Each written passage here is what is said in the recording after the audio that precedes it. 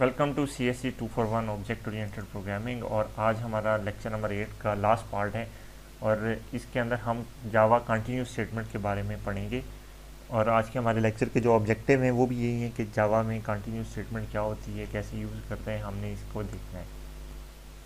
तो continuous statements कब use करते हैं, इसकी ज़रूरत क्या पेश आई, तो ये चीज़ मैंने पहले आपको ब्रेक स्टेटमेंट के दौरान भी बताई थी कि सम टाइम ये चीज़ डिज़ायरेबल होती है कि जब आपका कोई लूप चल रहा है तो आप उसमें से किसी आइट्रेशन के ऊपर चाहते हैं कि जो लूप की बॉडी है ये एग्जीक्यूट ना हो, मतलब किसी पार्टिकुलर कंडीशन पे आप चाहते हैं कि अगर कोई कंडीशन आ जाए तो फिर ये लूप की बॉडी एग्जीक्यूट ना हो।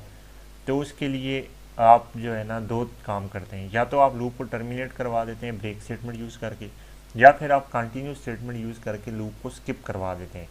मतलब वो आइट्रेशन ऐसी होगी जिसके ऊपर लूप आपका दोबारा शुरू से चलना शुरू हो जाएगा और आपका मतलब वो पर्टिकुलर आइट्रेशन जो है ना वो स्किप हो जाएगी। The continuous statement skips the current iteration of A loop, और वो फॉर लूप है, वाइल लूप या डू वाइल, इनमें से कोई भी हो सकता है। जब कंटिन्यूस स्टेटमेंट एग्जीक्यूट होती है तो प्रोग्राम आपके लूप के एंड पे चला जाता है और टेस्ट एक्सप्रेशन आपकी दोबारा इवेलुएट होती है। अगर आपका टेस्ट एक्सप्रेशन जो है आपकी वो ट्रू है तो फिर जो बाकी का लूप है वो चलता है, और अगर टेस्ट एक्सप्रेशन फॉल्स हो जाती है तो लूप आपका ख़त्म हो जाता है। और इसका सिंटैक्स क्या है कि आप कंटिन्यू कीवर्ड यूज़ करते हैं और उसके बाद सेमीकोलन डाल देते हैं। ये इसका सिंपल सा सिंटैक्स है। अब ये वाइल, डू और फॉर लूप में यूज़ कैसे होता है ये मैंने आपको दिखा दिया है। ये देखें, वाइल लूप है, ये टेस्ट एक्सप्रेशन इसकी जब तक ट्रू रहेगी ये इसकी बॉडी एग्जीक्यूट होती रहेगी यहाँ से यहाँ तक। अब इसके अंदर आप कोई पर्टिकुलर टेस्ट एक्सप्रेशन एक और चेक करना चाहते हैं कि अगर कोई पर्टिकुलर इवेंट अकर हो जाए तो आप चाह रहे हैं कि ये बाकी वाला कोड सारा एग्जीक्यूट ना हो, तो आप यहाँ पे क्या करते हैं, कंटिन्यू। तो ये कंटिन्यू करेंगे तो फिर यहाँ से लूप वापस यहाँ पे चला जाएगा, बजाय इसके कि ये बाकी वाला कोड एग्जीक्यूट हो और उसके बाद ये यहाँ पे आए। तो कंटिन्यू पे क्या होगा कि ये सारा एरिया जो है ना वो स्किप हो जाएगा। सेम इसी तरह डू के अंदर आपसे कोई कोड चला रहे होते हैं और साथ ही आप कोई एक्सप्रेशन टेस्ट करते हैं। जैसे ही ये एक्सप्रेशन अगर आपकी ट्रू हो जाती है तो कंटिन्यू होगा, तो ये जो बाकी रिमेनिंग कोड है ये आपका एग्जीक्यूट नहीं होगा और डायरेक्टली आपका कंट्रोल टेस्ट एक्सप्रेशन के ऊपर आ जाएगा। अगर ये ट्रू होगी तो वापस आपका डू गेन एग्जीक्यूट होगा, और अगर उसके बाद ये कोड आपका एग्जीक्यूट होना है। अगर ये कंडीशन आपकी ट्रू होगी तो फिर ये बाकी कोड स्किप हो जाएगा, अगर ये फॉल्स होगी तो ये बाकी कोड एग्जीक्यूट होगा और उसके बाद नॉर्मली आपकी ये कंडीशन दोबारा से इवेलुएट होगी। फॉर के अंदर भी बिल्कुल ऐसे ही है कि आपने कोई भी फॉर लूप चलाया हुआ है तो आपका कोड नॉर्मली एग्जीक्यूट होते हुए आ रहा है। आप चाहते हैं कि किसी पर्टिकुलर इवेंट के ऊपर ये बाकी जो कोड इसके बाद लिखा हुआ है ये एग्जीक्यूट ना हो, तो आप फिर उसको चेक करते हैं कि अगर ये पर्टिकुलर इवेंट हो जाता है तो कंटिन्यू करके आप डायरेक्टली अपडेट पे चले जाते हैं, मतलब i++ कर दिया आपने। उसके बाद दोबारा टेस्ट एक्सप्रेशन इवेलुएट होती है, अगर वो ट्रू है तो आपका ये वाला कोड एग्जीक्यूट होगा, और अगर ये वाली टेस्ट एक्सप्रेशन स्टिल ट्रू है तो फिर ये वापस यहाँ पे चला जाएगा। अगर ये ट्रू नहीं होगी तो ये बाकी वाला कोड एग्जीक्यूट होगा। तो इस तरह से कंटिन्यूस स्टेटमेंट आपकी काम करती है। ये मैं आपके सामने एक एग्जांपल करके बता रहा हूँ आपको। अभी देखें कि इस एग्जांपल में क्या है कि आपने 1 से लेके 10 तक लूप चलाया है और आप चाहते हैं कि अगर आई की वैल्यू 4 और 9 के बिटवीन हो तो आपका लूप एग्जीक्यूट ना हो, मतलब ये प्रिंट ना हो आपका। और अगर इसके अलावा कुछ होगा, 4 और 9 से हट के कुछ होगा आई की वैल्यू में, तो उसके दौरान जो है ना आपका ये वाला आई जो है ना वो प्रिंट होता रहे। तो अब होगा क्या कि आप देखें आई की वैल्यू 1 है, तो ये कंडीशन जो है ना अगर ये दोनों ट्रू होंगी, क्योंकि ये एंड लगा हुआ है, दोनों ट्रू होंगी तो आपकी ये कंडीशन एग्जीक्यूट होगी।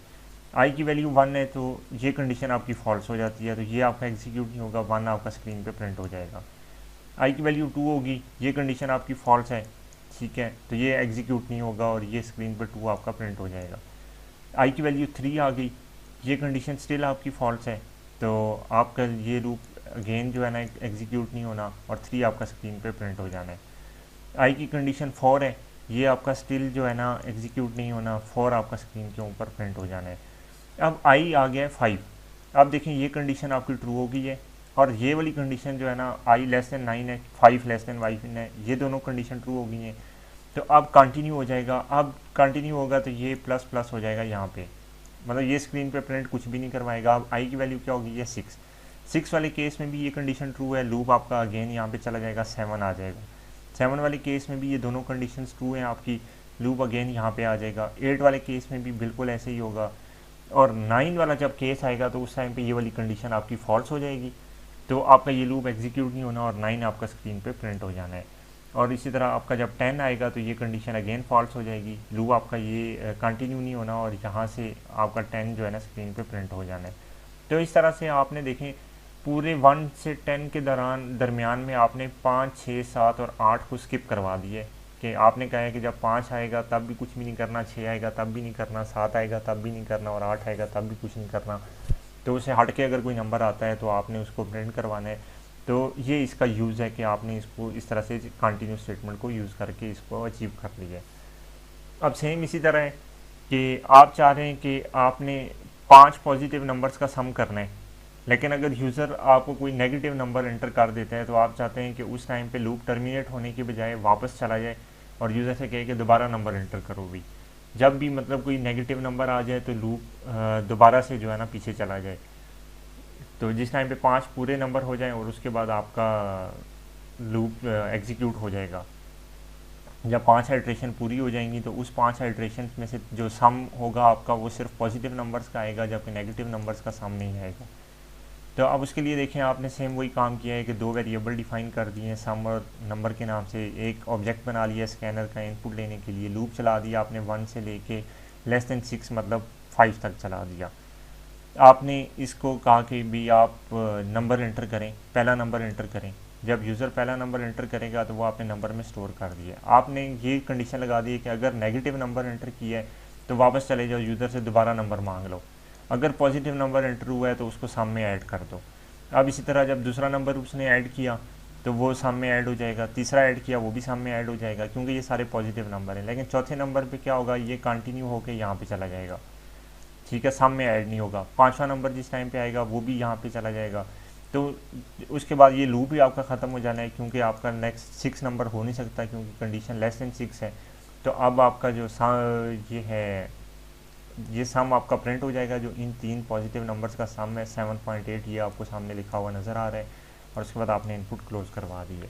तो ये कंटिन्यू स्टेटमेंट बड़ी यूज़फुल होती है डिफरेंट सिनेरियोज़ के अंदर। जब आप कोई पर्टिकुलर टाइप का डाटा लेना चाह रहे हैं, उससे हट के डाटा जो है ना उसको आप यूज़ नहीं करना चाह रहे, तो वहाँ आप कंटिन्यू स्टेटमेंट्स को ही यूज़ करते हैं। तो अब जिस तरह ब्रेक स्टेटमेंट में ये था कि अगर नेस्टेड लूप्स के अंदर ब्रेक स्टेटमेंट कहीं पे लगती है तो वो हमेशा इनर मोस्ट लूप में से ही एग्जिट करता है या उसको टर्मिनेट कराता है। इसी तरह कंटिन्यू स्टेटमेंट भी अगर नेस्टेड लूप्स के अंदर लगी हुई है तो वो इनर मोस्ट लूप जो होगा उसको ही स्किप करवाएगी, आउटर मोस्ट लूप को स्किप नहीं करवाती।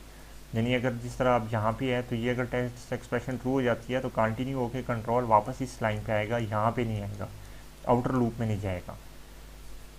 तो अब जिस तरह से हम ब्रेक के अंदर चाह रहे थे कि अगर हमारा ब्रेक लेबल करवा दें कि हम किसी लूप को लेबल दें एक, और उसके बाद हम चाहें कि ब्रेक जब भी हो तो ये उस लूप तक ब्रेक हो जाए। सेम इस तरह कंटिन्यू में भी आप कंटिन्यू लेबल कर सकते हैं कि आप किसी लूप को लेबल दें और कंटिन्यू लेबल कर दें कि भाई जिस टाइम पे कोई कंडीशन आ गई है तो आपने स्किप करके उस लेबल तक का आपने चले जाना है।